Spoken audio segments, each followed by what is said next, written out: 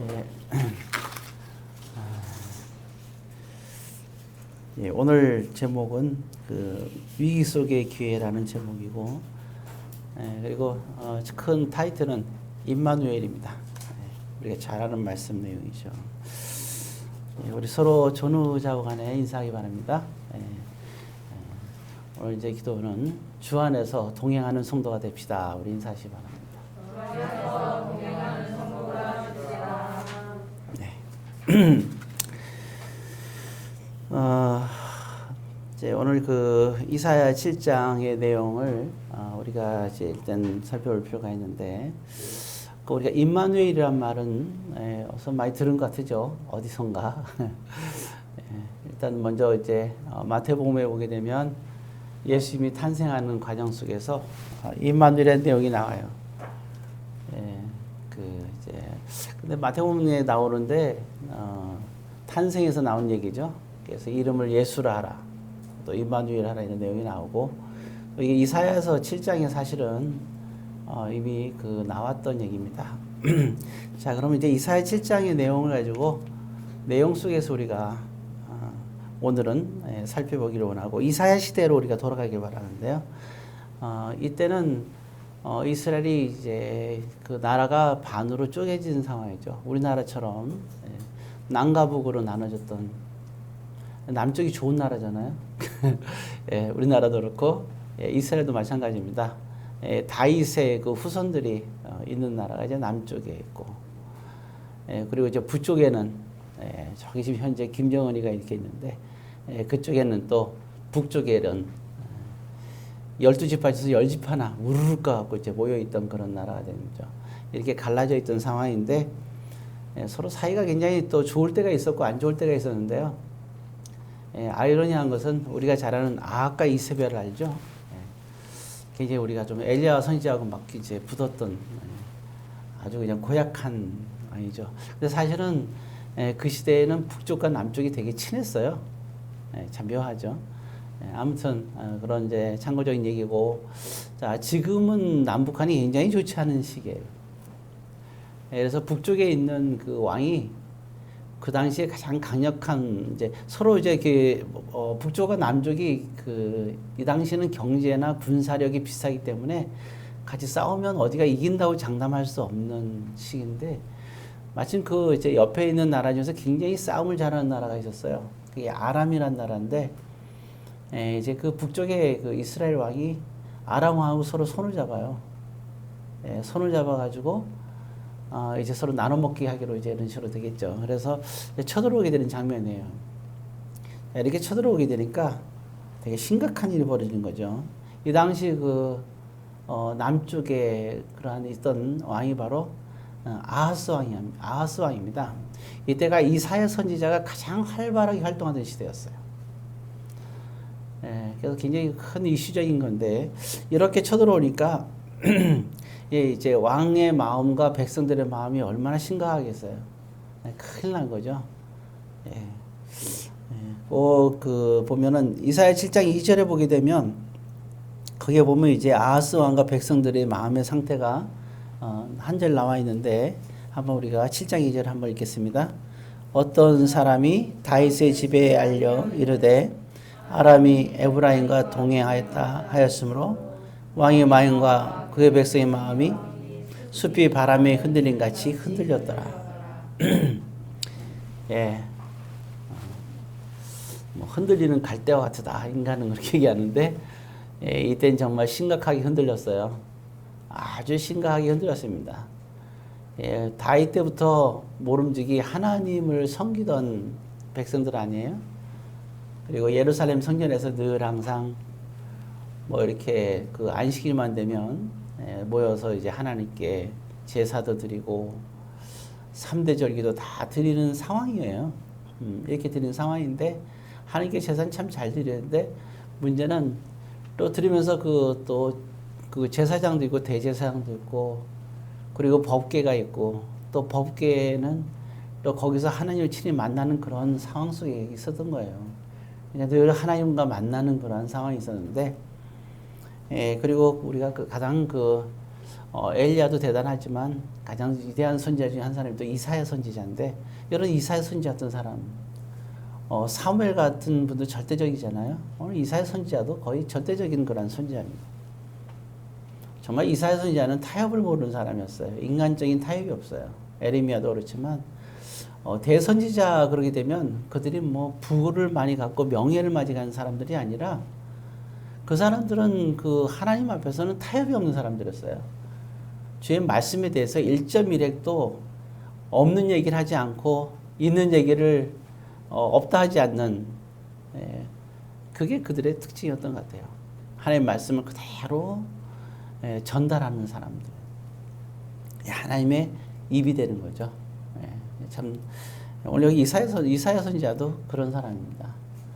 자, 근데 오늘 이제 어쨌든 그 왕과 백성들, 특히 이제 왕을 중심으로, 왕은 백성들과 같은 대표적인 인물이니까 그들이 굉장히 흔들리고 있다는 거예요. 그렇죠. 우리가 저나 여러분들도 마찬가지잖아요. 인간은 흔들리는 존재입니다. 우리의 마음이 흔들리지 않을 수가 없어요. 어떤 외부적인 환경이 오게 되면 희한하게 우리 내면의 세계가 흔들려요. 예. 자, 얘가 참, 근데 이런 흔들릴 때 우리는 어떻게 하는가? 제가 제목이 위기 속의 기회라 그랬는데, 지금 이게 위기가 다가온 거예요. 사람들은, 이때 어떤 길을 선택하게 되죠? 우리가 가야 될 길이, 근데 중요한 건 뭐냐면 가야 될 길이 있는 거예요. 믿음의 사람들은, 믿지 않는 사람도 마찬가지지만 가야 될 길이 있어요.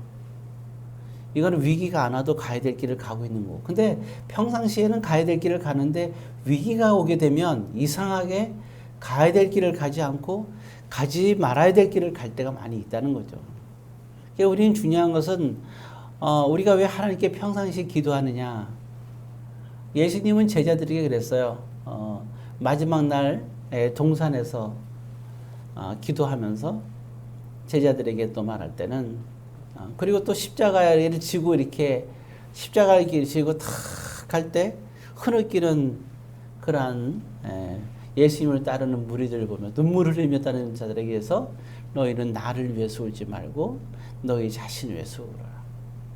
그리고 제자들에게도 이제 나를 위해서 기도하지 말고 너희가 시험에 들지 않도록 기도하라고 그렇게 말씀하셨습니다.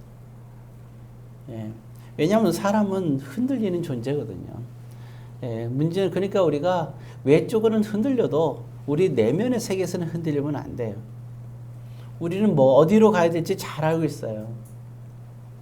그 어떤 피조물, 그렇잖아요? 하나님의 말씀은 영원하지만 세상에는 모든 피조물들은 영원하지 않잖아요. 심지어 저와 여러분들조차도 이 세상에서는 없어질 존재죠. 근데 우리가 외적인 거는 꼭 보면 피조물에 의해서 우리는 항상 흔들려요. 그게 사람이 됐던, 그게 가족이 됐던, 아니면 뭐 연인이 됐던, 아니면 또 직장이든 사업이든 물질이든 명예든 간에 이 외적인 그러한 것에 의해서 피조물에 의해서 우리는 흔들린다는 거예요. 그렇지만 우리가 그런 것에 흔들린다 하더라도 우리는 주님과 원하는 길, 주님과 함께하는 길, 그곳에서 우리는 그 길을 가야 되는 거고 하나님과 늘 항상 함께 있는 그 자리에 있어야 되는 거죠. 그래서 사랑은 뭐냐? 모든 것을 참고 견디는 것이다.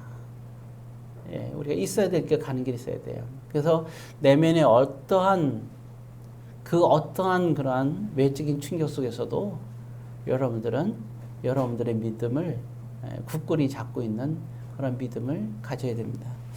자, 어찌됐든 이제 아하스 왕은 많이 흔들렸어요. 근데 참 그 묘한 일이 이제 우리가 생긴 것 같은데, 이제 이렇게 힘들 때 하나님께서 왜 모르겠어요, 힘든 거를. 그래서 이사야 선지자를 통해서 이제 얘기를 하는 거예요. 쭉 얘기하니까 거기 이제 보게 되면 한 얘기는 간단해요. 하나님께 도움을 청하라. 그 얘기예요. 그러니까 하나님께 구하라는 거예요. 그게 이제 11절에 나왔고, 그렇게 얘기하니까 아하스가 뭐라고 얘기하느냐? 12절에. 하나님이 이사야를 통해서 하나님께 구하라 했더니 12절에 아하스는 이렇게 얘기합니다. 자, 흔들렸던 아하스. 자, 같이 읽어보겠습니다. 아하스가 이르되 나는 구하지 아니하겠나이다. 저까지요. 거절합니다. 하나님께 구하라니까 나는 하나님께 구하지 않겠습니다. 야, 노골적으로. 여러분, 당돌하다는 게 좋은 게 아니에요. 이런 당돌함은 교만한 겁니다. 이럴 때는 대책이 안 서요. 예, 제 중에서 용서받지 못한 제가 성령 해방자라는 게 바로 이런 겁니다. 기회를 줬잖아요, 분명하게. 그죠? 하나님께 구하라고 하고 하나님께서 원하는데 이사선녀 보내서 얘기했는데도 예, 정확하게 얘기하죠. 나는 구하지 아니하겠나이다. 그러면서 그 이유를 얘기하는데 이렇게 얘기합니다. 자, 그 다음 다시 읽습니다. 나는 여호와를 시험하지 아니하겠나이다. 하나님을 시험하지 않겠다는 거예요. 내가 구해서. 근데 너무 웃기죠?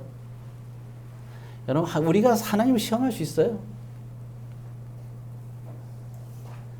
하나님이 시험을 받으시는 분입니까? 그렇지 않잖아요. 무슨 하나님이 우리 하나님이 우리 시험한다면 말이 돼도 인간이 어떻게 하나님을 시험해요? 어떻게 보면 이번에서 나는 구하지 않겠어요. 나는 하나님을 시험하지 않겠습니다. 이 말이 참 묘한 거예요. 좋은 쪽으로 해석하면 이렇게 되겠죠. 아유, 하나님께서 이미 내 상황을 다 아시니까 내 기도를 이미 들어주시겠죠. 이런 의미가 하나가 있고, 또 한 가지는 아유, 뭐 이런 일로 하나님께서 귀찮게 여러시나요? 편안하게 계시죠. 예, 그런 의미가 되는 거죠. 근데 그 아하스 왕의 이 말은 두 가지 다 아니에요. 그 말에는 이제 이게 그 보면 그런 게 있어요. 예. 거기 18절에 사실 이걸로는 이제 그 이유를 없지만 나중에 뒤에 이제 열왕기 쪽에 보게 되면 이제 결론이 나와 있는데 여기서는 그냥 나와 있는 대로 보게 되면 거기 18절입니다. 18절 같이 했습니다. 그 날에는 여호와께서 애굽 하수에서 먼 곳의 파리와 아르스 땅에 벌을 부르시리니 이렇게 나오죠. 거기 보면 두 군데가 나와요. 애굽하고 아수르 얘기 나옵니다. 갑자기 왜 뜬금없이 왜 이게 애굽과 아수르가 나오냐 그렇게 생각하는 분들이 있어요. 근데 왜 그러냐면 사실은 이 위기가 딱 되니까 사람들은 그러잖아요. 눈에 보이지는 하나님이 의지하기가 힘들잖아요. 안 그래요? 지금 내 앞에 문제는 벌어졌는데 눈에 보이지는 하나님이 나에 대해서 뭘 할 수 있어. 아하스는 그런 거예요. 지금 난 당장 지금 우리는 전쟁에 나서 죽게 생겼는데 아니 눈에 보이지 않는 하나님이 할 수 있다는 게 뭐가 있는 거야. 평상시에 내가 하나님께 제사를 드리고 하나님께 대한 신앙생활을 하면 됐지. 내가 닥친 이 위기 속에서 내가 할 수 있는 게 뭐가 있어. 아니 하나님께서 뭘 할 수 있는데. 이렇게 생각할 수 있잖아요. 아하스가 그렇게 생각한 거예요. 그래서 하나님을 시험하지 않겠다는 말이 그거예요. 결국 하나님은 어디 하나님이냐? 이 지상에서 이 땅에서 역사할 수 있는 하나님이 아니라 저기 그냥 우리가 천국 가면 지옥과 천국 그것만 주관하시는 거고 천국 가면 만날 수 있는 분이 하나님이지 이 세상에서 실제적으로 뭘 할 수 있는 분이야 하나님이. 근데 너는 왜 와가지고 이사야한테 얘기하는 거야. 너는 왜 와가지고 나한테 하나님을 의지하라고 그러냐. 너 참 멍청한 거 아니야? 너무 현실감이 없다. 신앙생활하는 사람들은 현실감이 없는 사람들이 가끔가다 있어요. 예. 아니 여러분들은 현명해서 현실감이 있는 사람들인가요? 아하스는 철저하게 현실감이 있는 사람이었어요. 하나님은 저기 하늘나라에서만 쳐다보고 계신 분이지 정말 이 세상에서는 우리한테 간섭하지 않는 분이라고 생각하고 있는 거예요. 아하스는. 그래도 사두개인보단 나아요. 왜냐하면 사두개인들은 뭘 하냐면 이 세상에 사는 게 우리에게 전부야.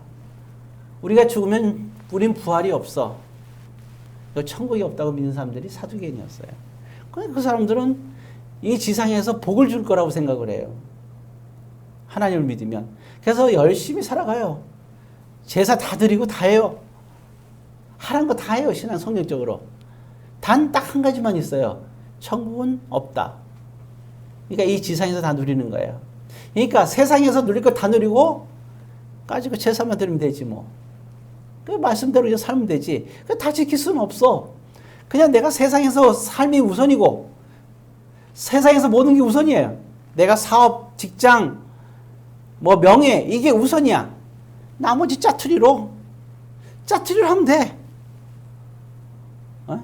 뭐 물질이 됐던 헌신이 됐던 봉사가 됐던 세상 일이 우선이고 나머지 내가 할 수 있는 거 내가 딱 뭘 위해서든지 다 하고 나서 그 다음에 나머지 하면 된다고 생각하는 거예요. 그게 바로 누구냐? 사두개인들이에요. 신앙생활은 하는 거예요. 나름대로 잘 하고 있어요. 자, 나름대로 해요. 그게 사두개인이야. 근데 아하스는 또 거꾸로야. 아하스도 열심히 해요, 신앙생활을. 평상시 정말 이게 뭐냐면 자기 일 중심보다도 하나님 일 중심으로 사는 사람이 또 아하스예요, 반대로. 그런데 문제는 위기가 처했을 때는 하나님은 하늘나라에 계시니까 나중에 만날 뿐이니까 애프터예요, 애프터. 현재선 지금 위기 왔을 때는 도움이 안 돼.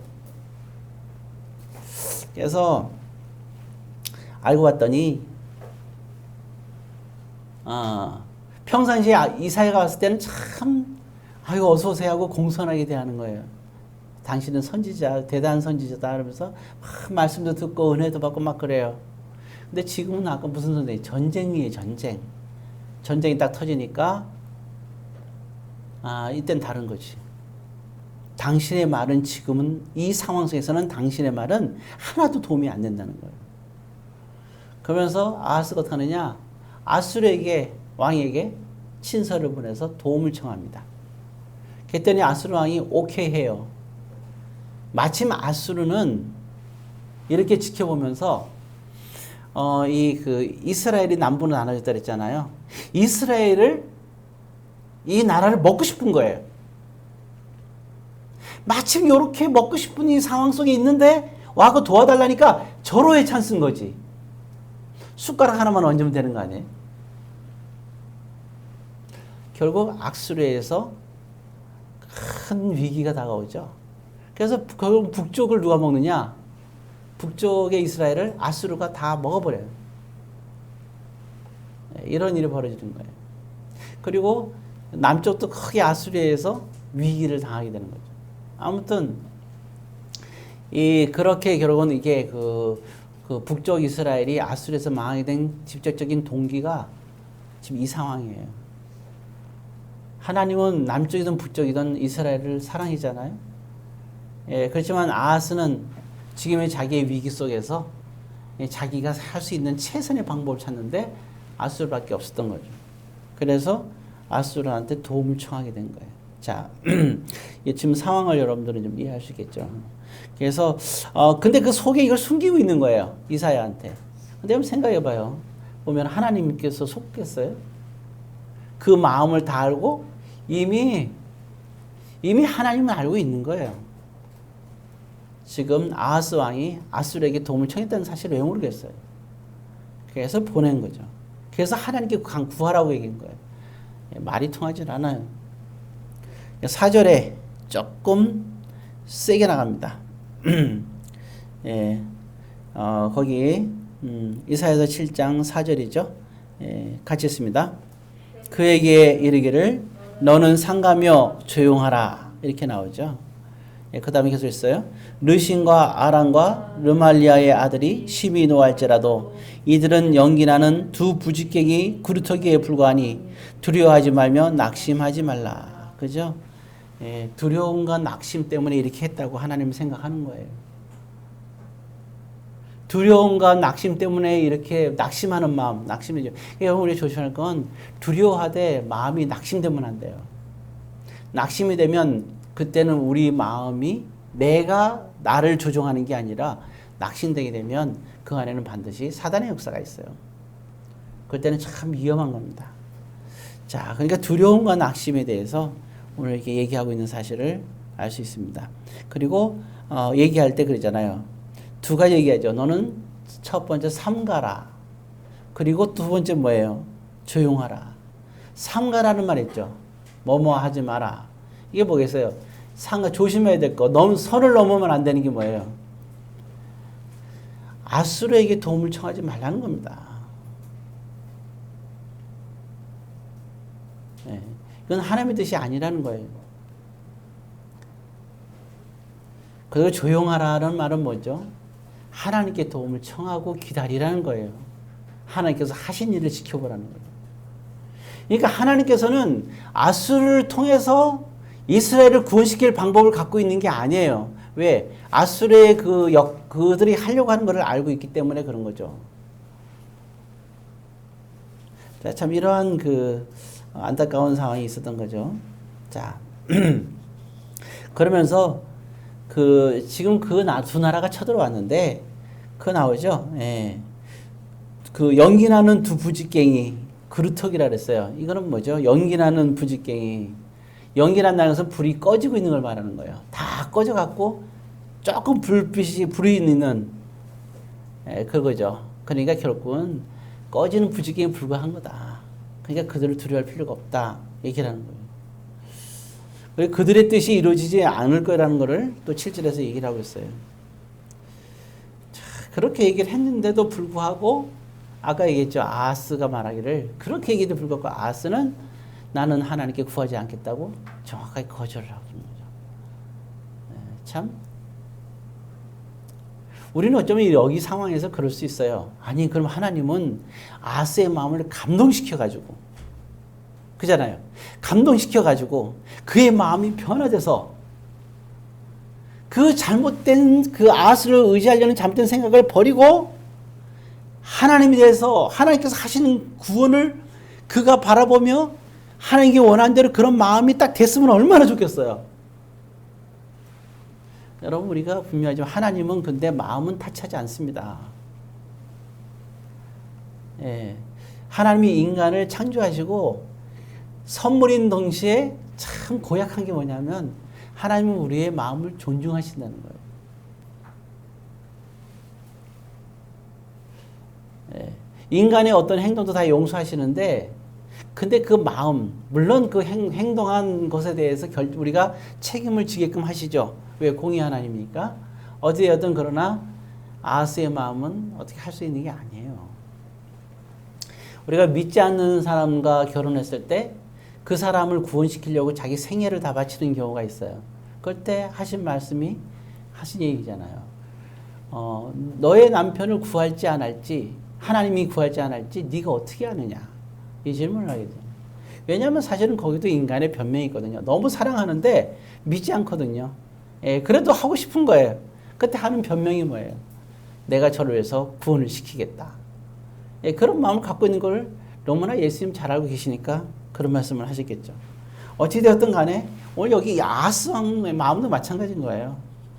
하나님께서 아하스가 그런 마음을 갖고 있는데 이사야를 보냈지만 말을 안 들어요. 왜냐하면 인간의 마음은 스스로가 결정해야 돼요. 여러분 마음을 우리가 굳건하게 먹어야 돼요. 우리가 우리 마음을 지켜야 돼요. 우리의 마음을 지키신 사람은 누구냐? 나밖에 없어요. 나밖에.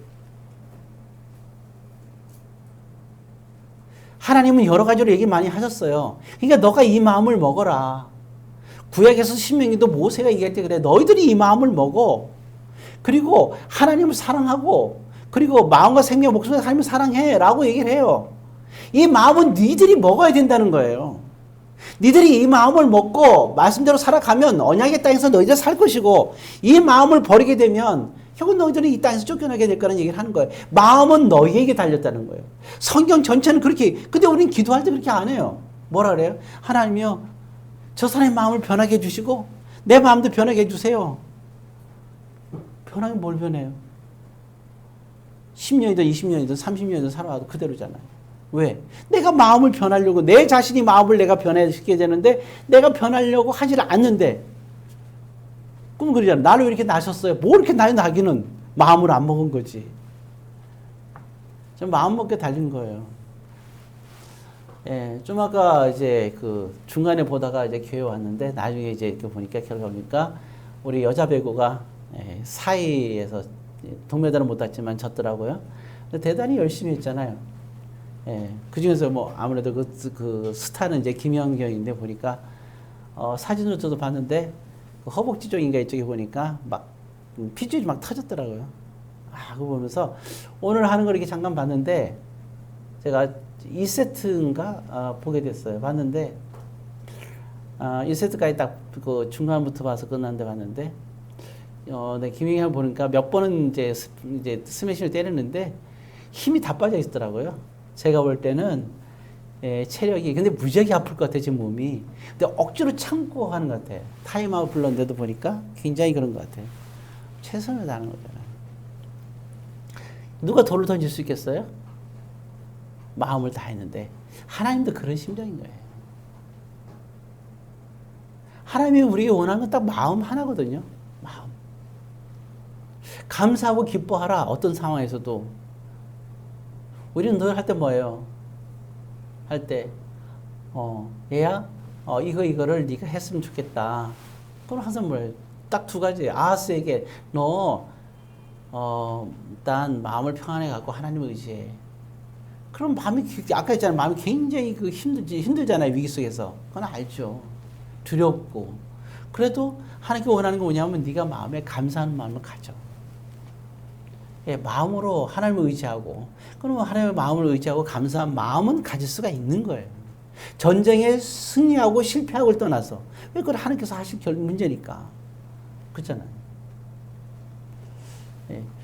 누군가가 나를 괴롭힐 때도 마찬가지잖아요. 누군가가 나를 막 괴롭힐 때, 사람들은 다 우리 문화와 같은 게 아니잖아요.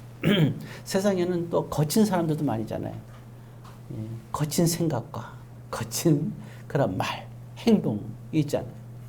우리도 모르게 숨겨뒀던 게 팍 나올 때도 있고요. 근데 문제는 그 거친 말과 생각을 이렇게 누군가가 나에게 했을 때 마음이 불안한 건 사실이잖아요. 자, 그럴 때도 불구하고 그 아니면 고의적으로 못 됐게끔 해서 정말 우리에게 거치게 했다. 그럴 수도 있죠.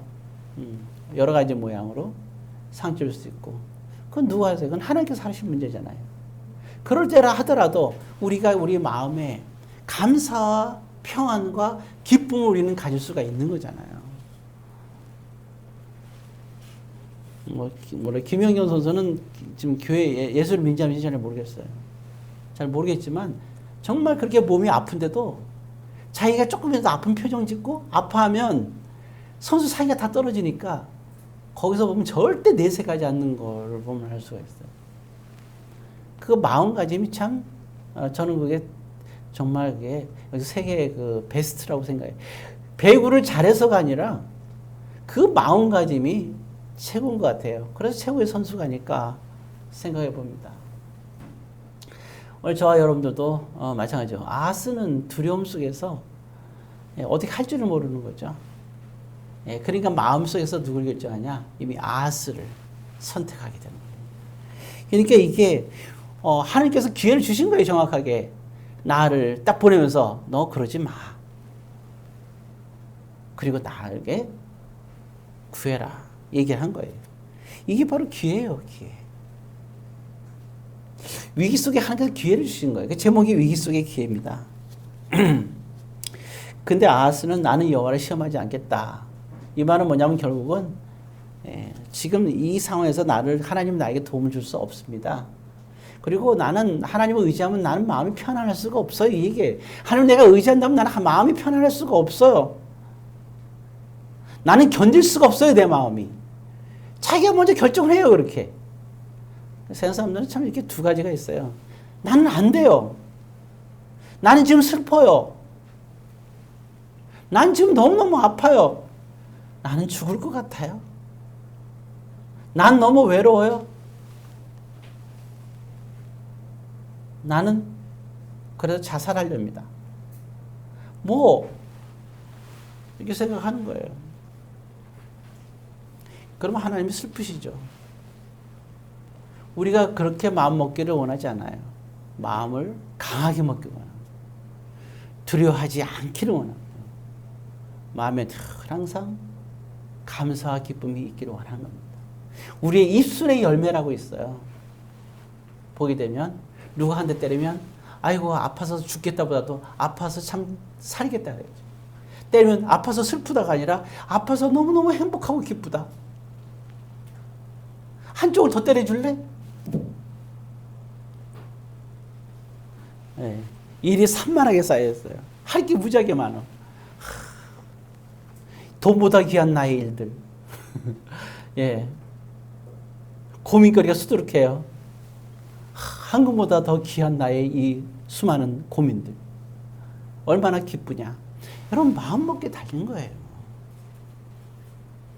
왜? 우리는 하나님을 믿지 않는 사람이 그런 말 하면 이거는 정신병자잖아. 그러나 우리는 하나님을 믿는 사람들이잖아요.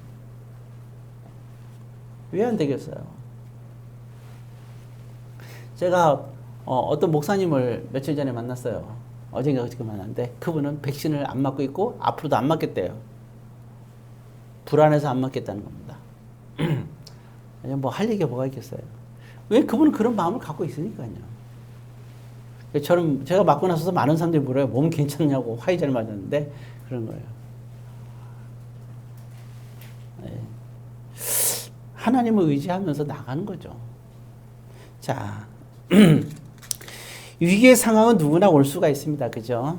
예, 그러나 그 당시에 대처하는 책임은 전적으로 자신에게 달린 거예요.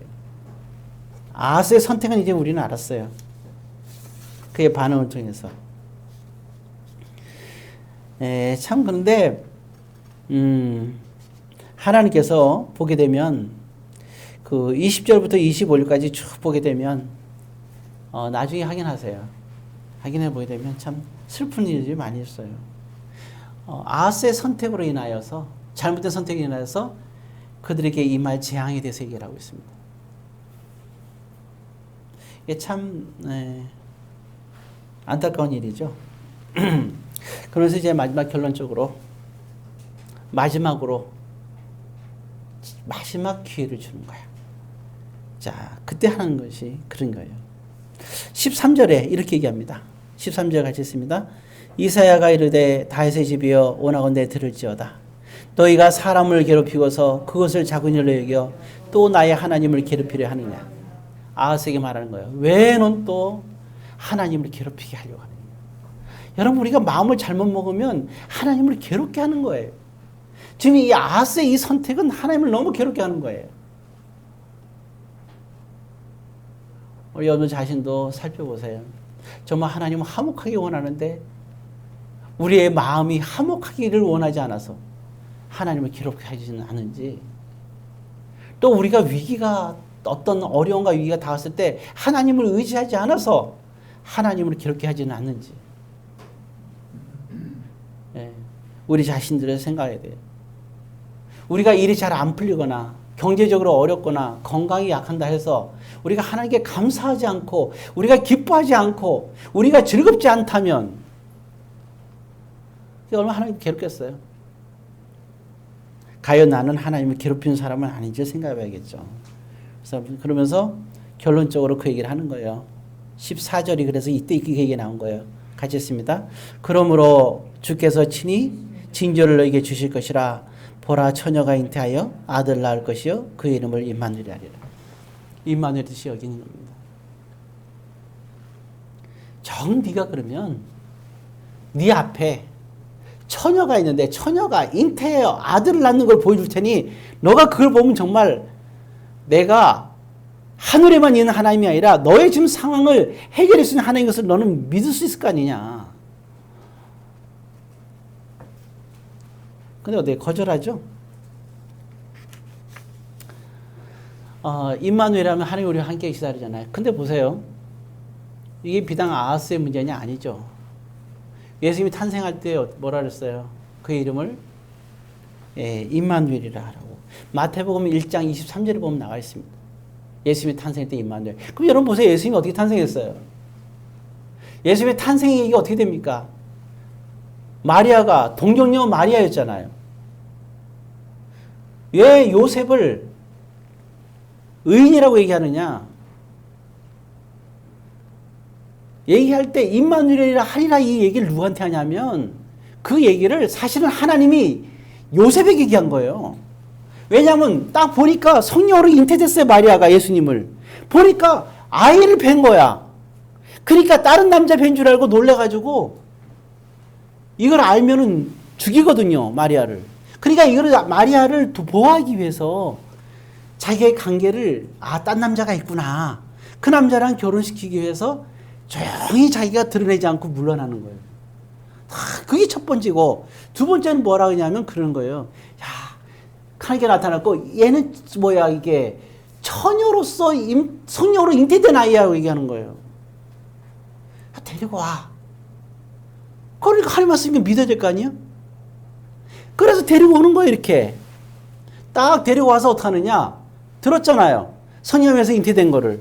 만약에 그 중간에 자기랑 성관계를 맺어서 나면 사람들이 어떻게 생각했어요? 자기가 난 줄 알 거 아니에요. 그러니까 아이를 낳을 때까지 한 번도 한참 젊은 나이인데도 불구하고 그 유혹을 다 이겨서 끝까지 참아주고 견뎌주는 거예요. 언제? 예수님이 탄생할 때까지. 그래서 온전하게 동정녀로 태어나게끔 그 일을 하는 사람이 요셉이었어요. 그래서 그를 성경에서 의로운 자라고 얘기를 하는 겁니다. 하나님의 뜻대로 이루어지게끔 하는 요셉이죠. 그럴 때 말할 때 임마누엘. 그렇죠. 처녀의 탄생된 분은 예수님이에요. 그 증표가 누구예요? 이건 증표는 누구에 보이는 거예요? 이 증표는 하나님이 예수님의 탄생의 이 처녀의 잉태는 저와 여러분들에게 보여주는 사건이에요. 그래서 지금 우리에게 얘기하고 있잖아요. 어떤 상황 속에 있더라도 우리가 마음을 어떻게 먹느냐. 이 결정은 우리가 해야 되는 거예요. 하나님이 원하는 대로 결정하고 하나님이 원하는 대로 살지 못하는 그 상황. 그게 저와 여러분들에게는 위기인 거예요.